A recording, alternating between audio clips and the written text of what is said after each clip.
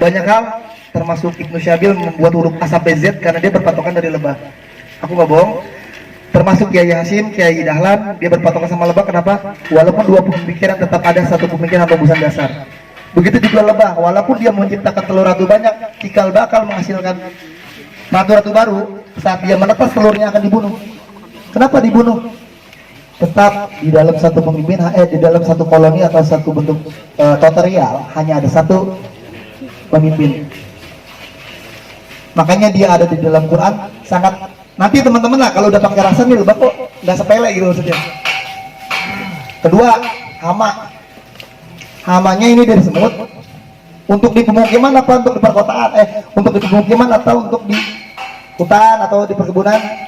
Hama yang di perkebunan atau di hutan palingnya alam. Alam, kenapa alam? Karena medianya kayu, otomatis hindarin dari air hujan. Kalau air hujan kena ini, tampias dan masuk, akhirnya kayu akan memunculkan namanya kutu kayu. Kutu kayu akan bunuh si ratu. Intinya gampang. Buat tempias air hujannya nggak perlu bagus, yang penting standar nggak kehujanan aja, nggak kena tempias, wajib, itu wajib banget. Kedua, angin. Cari posisi atau tempat yang kira-kiranya temperaturnya rendah. Misalkan ada lapangan besar, kita tengah lapangan, nggak lucu, lebahnya kecil. Semakin ya. Sekarang take overnya pesawat saat dia mau turun, dia sayapnya kan begini kebuka, dia dapat dorongan tekanan angin dari atas.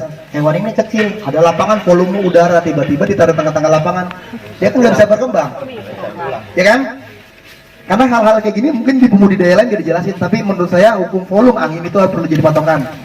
Karena kenapa? Buat nanti masuknya ke sumber daya produktivitas madu. Makanya saya buka dulu dikit. Terus hama selanjutnya adalah semut. Kalau kotak-kotak yang gini udah jadi, bentuk pertahanan yang udah jadi, mungkin aman-aman aja. Tapi saat kita pecah koloni, ada telur ratu, kita bagi ke kotak yang kosong, dia belum ada penghuni, dia belum punya defender, belum punya pertahanan. Alangkah baiknya bikin meja, kasih air di bawahnya buat pecah koloni. Nggak betul lebar, kecil aja. Kalau yang kayak gini, bikin aja saung-saungan kecil kayak gitu. Mudah, simpel pokoknya. Nanti akan mengerti saat udah pakai rasa, oh iya gue suka nih gitu. Hamanya terus selanjutnya adalah maggot. Ini yang berbentuknya hama. Maggot nempel ke bunga atau nektar di pohon lain. Tiba-tiba dia nempel kakinya, dia meninggalkan enzim negatif. Si lebah nempel di tempat yang sama, keinjak kakinya, akhirnya dimasukin ke dalam stup. Akhirnya dia tumbuh di dalam, contohnya seperti ulat dia akan tumbuh. Caranya gimana? Dikerik, dibersihin. Kalau saat mau muncul ulat, dikerik aja, jangan takut. Ini juga nggak ribet. Misalkan ada di sini, mana bang? Sendok. Misalkan pakai ini aja lah, apa ya? Ya kan ini, tinggal klik aja di bagian sininya. Karena itu dari maggot. Makanya maggot itu dibilang hama. Kenapa disebut hama dan lalat? Karena dia bawa enzim kotor. Hidupnya ada itu. Makanya dia bisa ninggalin di dalam. Tahap ketiga, peletakan juga. Tahap kedua, peletakan juga mempengaruhi produktivitas. Contoh, cari posisi yang paling suhunya rendah. Misalkan di taman, di depan rumah. Gak apa-apa disusun satu diameter rak itu 1 meter kali 1 meter, itu bisa buat 40 sampai 50 kotak kok, disusun dengan rapi. Beda sama itama atau biroi, dia harus jarak 1 meter 1 kotak, 1 meter 1 kotak, 1 meter 1 kotak, speknya habis. Kenapa ini saya bikin di kota Tangerang? Karena menurut saya ini bisa bersimbiosis, bisa berirama sama lingkungan. Orang Tangerang nggak punya taman lebar-lebar selain yang di perumahan yang mewah-mewah. Kalau mau ngeliatin bunga sebenarnya udah nggak ada di kota. 6 bulan sekali bunga pergantian suhu dan pergantian musim hujan, saya punya grafiknya. Tapi kalau mau lihat bunga, kalau di teman-teman kita di kota ya Bang Adi ya, main ke Lipo Karawaci, Gading Serpong, ditanam, disiram, disemai. Kalau memang di desa mau pengen produktivitas tinggi, mulailah tanam. Contoh, tanamnya sekali, nggak boleh setiap hari, nggak setiap orang punya kemampuan untuk menanam pohon. Contoh, bunga air mata pengantin, ditanam satu, tumbuh besar merembet, bunganya sepanjang tahun dia, nggak pernah putus. Bunga matahari, curi, ketik orang sudah curi. Maksudnya gini, kenapa namanya air mata pengantin? bunga yang tidak pernah susut seperti air mata. Dia terlalu berkembang sepanjang tahun. Padat sekali dia ngerembet. Mudah-mudahan di pondok pesantren ini, di tempat Habib ini, ditanamin bunga matahari sepanjang bawah sampai atas. Satu, memperindah mata. Kedua, menyiapkan sumber daya pakan buat lebah. Ketiga, biar ibu-ibu nambah kreatif terawat bunga. Sebenarnya di sini pohonnya bagus banget. Ada pohon cengkeh, ada pohon mangga. Kenapa saya bilang tadi lebah pekerja itu nggak semua nyari madu? Karena lebah ini juga membutuhkan getah, contoh getah mangga. Buat di feeder ini. Kira-kira ibu-ibu semuanya nih, madu asli nggak dikerumungin semut. Semut nggak suka, itu mitos. Saya pembudidaya makanya namanya semut. Kenapa? Karena bunga ada glukosa, ada kandungan gula. Diambil, dimasukin, otomatis semut kan rasanya banyak. Ada semut merah, semut hitam. Kalau klarifikasinya madu tidak disukai semut. Semut yang kecil aja otaknya segede gini doang, nggak mau dia. Manusia yang otak besar sama otak otornya ke jalan masih mau minum. Kalah sama semut, bener nggak? Berarti kan ada zat kimianya. Hewan yang otaknya kecil aja mikir, yang otaknya gede kok nggak mikir gitu kan? Beneran ini serius. Nah, ada ratu yang nggak bisa keluar. Ada ratu yang nggak bisa keluar. Namanya Ratu Atut, masih di penjara.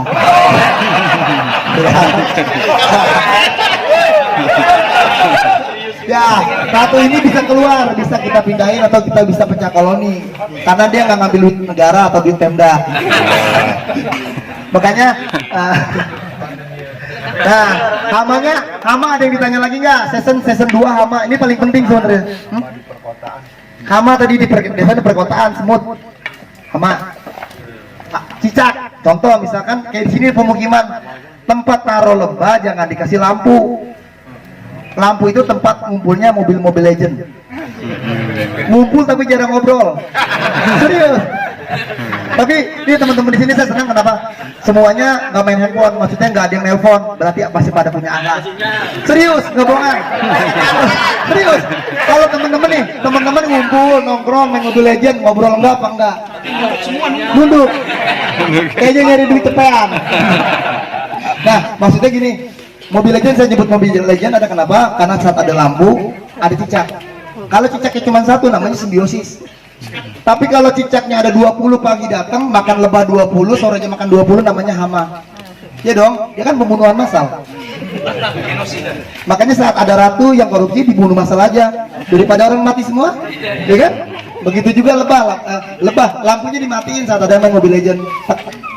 Taruh di tempat yang agak jauh nggak apa-apa. Ini jangan dikasih lampu, memicu hama untuk berdiri, berdatangan, berbondong-bondong untuk mendekati si lebah. Saat datang ke pasar pakai emas banyak-banyak, memicu merangsang buat maling untuk ngepet. Misalkan kayak gitulah.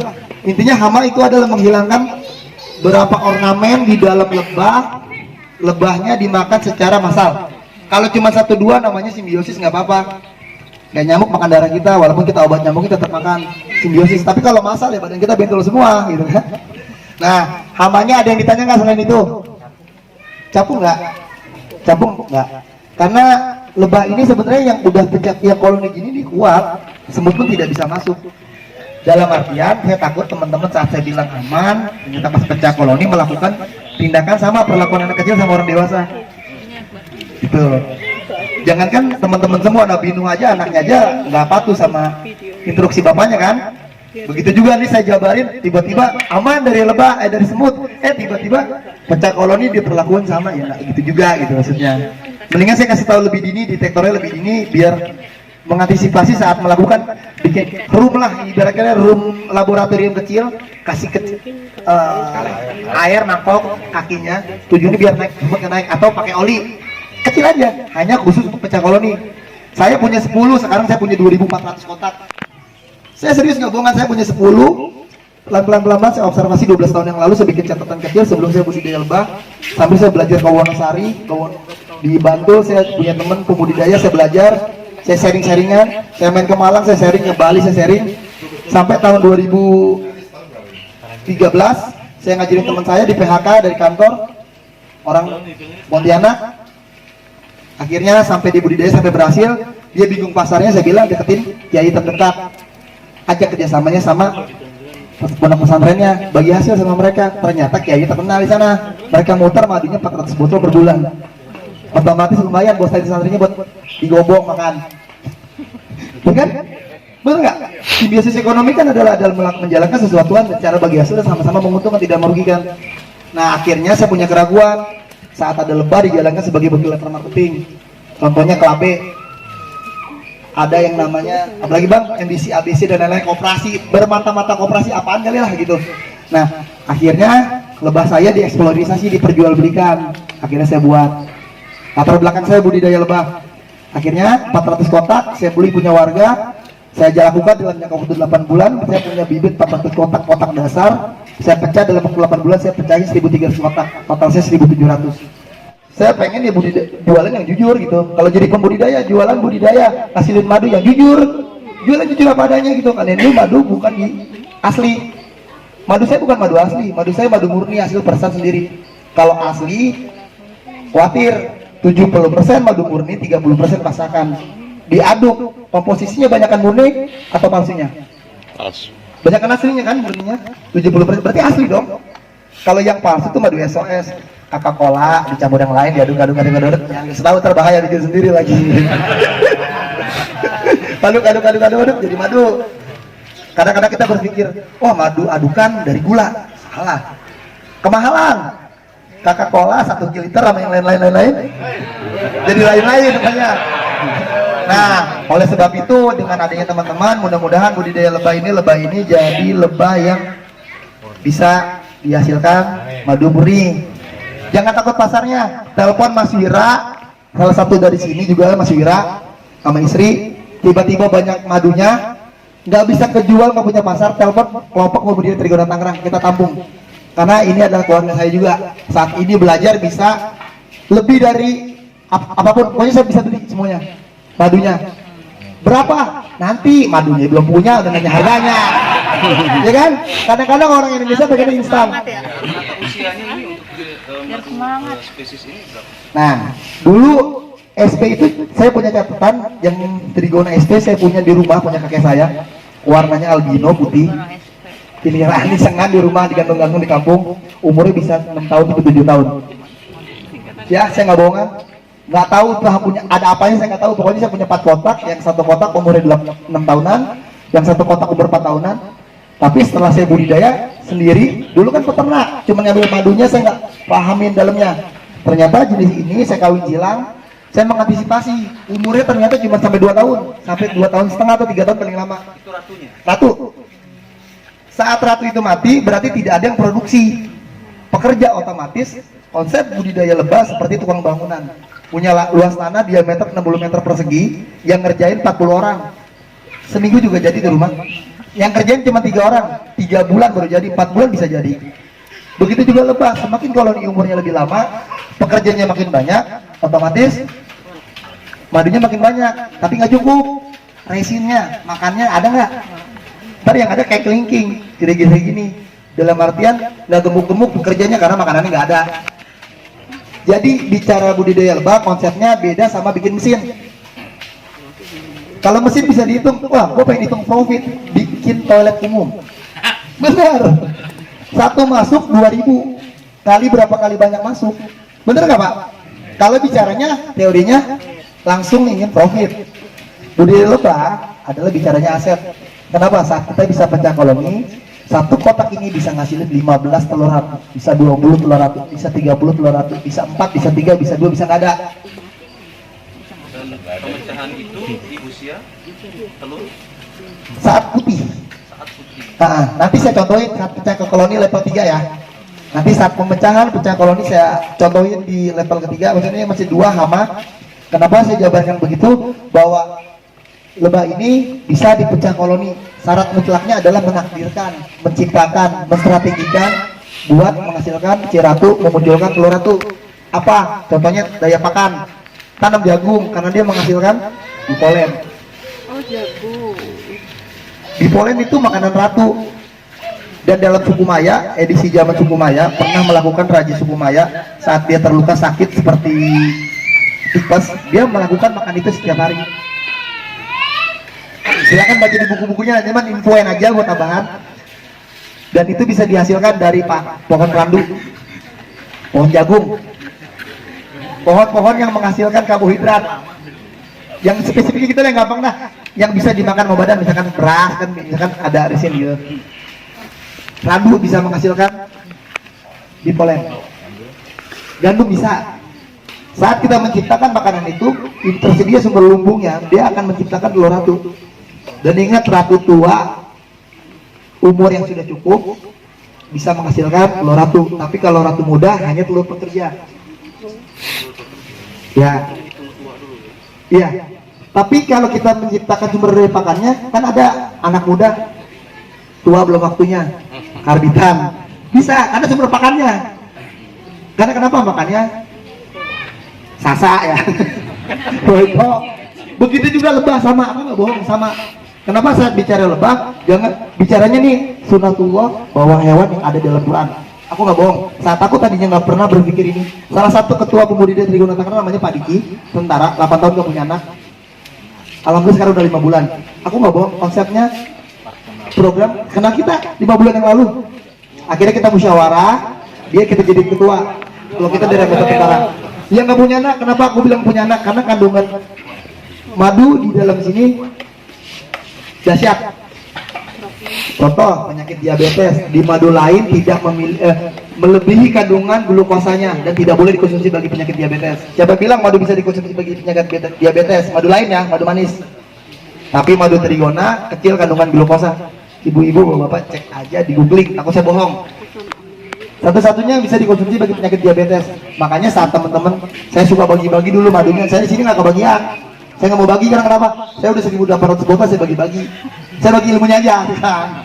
Biar bapak ibunya bisa hasilin madu, bisa nyobain sendiri, ya kan? Nah, terus tahap ketiga pencakolannya yang tadi di bapak bilang, wajib ada telur ratu. Telur ratu kayak gimana ya? Nih saya tolong cekin bang, ada telur ratu nggak? Bukan satu-satu. Nanti saya kasih tahu. Lebah pekerja ukuran lebih kecil, ratu ukuran lebih besar. Otomatis telurnya 2 kali sampai 3 kali lipat daripada telur biasa. Dari dalam satu koloni kelihatan tuh ya. Kelihatan. Yang penting amati dulu, amati, teliti, manfaat. Saat mau pecah koloni masuknya tahap 2, namanya teliti. Karena mirip-mirip tuh, kita teliti tuh mana yang telur ratu ukuran lebih besar. Nah nanti baru manfaat hasil panen. Nah ada